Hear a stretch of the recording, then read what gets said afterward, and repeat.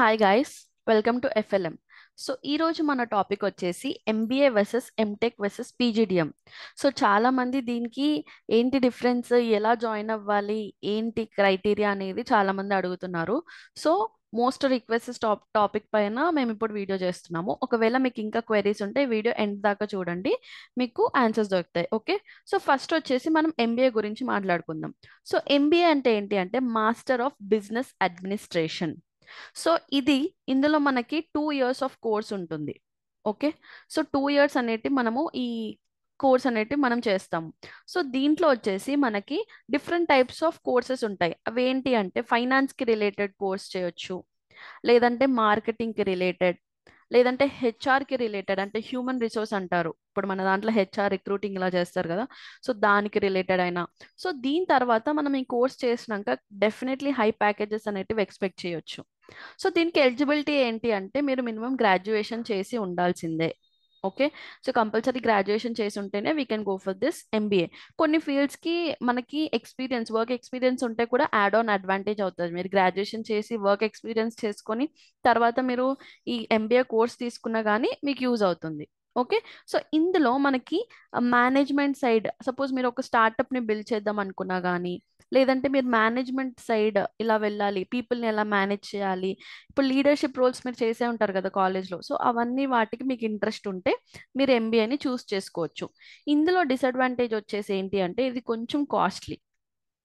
Okay, comparatively other MTech ఇప్పుడు PGDMs compare చేసుకుంటే MBA కొంచెం ఎక్కువ కాస్ట్ ఉంటుంది. ఓకే, సో జస్ట్ చూసుకొని స్టెప్ తీసుకోండి. సో నెక్స్ట్ మనకు వచ్చేసి ఏంటి అంటే ఎంటెక్. సో ఎంటెక్ అంటే ఏంటి అంటే మాస్టర్ ఆఫ్ టెక్నాలజీ.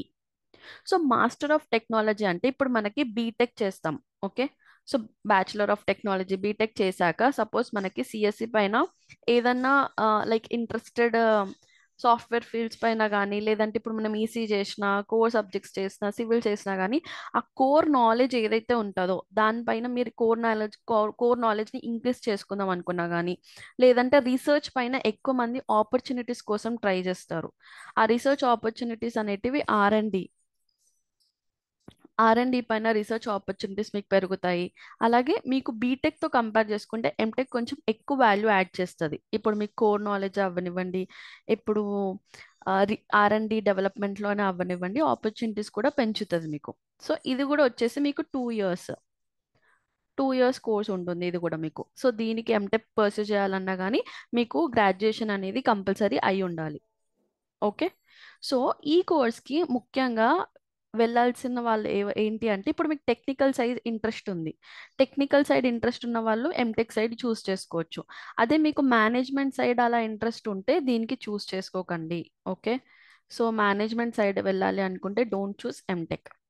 సో దీని యొక్క డిసడ్వాంటేజెస్ ఏంటి అంటే ఇప్పుడు ఎంటెక్ అంటే ఇప్పుడు బీటెక్ చేసి తర్వాత ఎంటెక్ చేస్తే మోస్ట్లీ ఇది ఒక 6 years కోర్స్ అయిపోతుంది మీకు. సో అవుట్ సైడ్ ఎక్స్పోజర్ అనేది కొంచెం తగ్గిపోతుంది. అవుట్ సైడ్ ఎలా ఉంది, ఇప్పుడు మనం కాలేజెస్ అయినా ఎంటెక్ అయినా కానీ వాళ్ళు కరికులం ఫాలో అవ్వాలి. కొంచెం బయట ప్రపంచంతో పోలిస్తే వాళ్ళది కొంచెం అవుట్డేటెడ్ ఉంటుంది, అవునా? సో కొంచెం అవుట్ సైడ్ ఎన్విరాన్మెంట్తో మీకు కొంచెం నాలెడ్జ్ అనేది అండ్ ఎక్స్పోజర్ అనేది తగ్గుతుంది.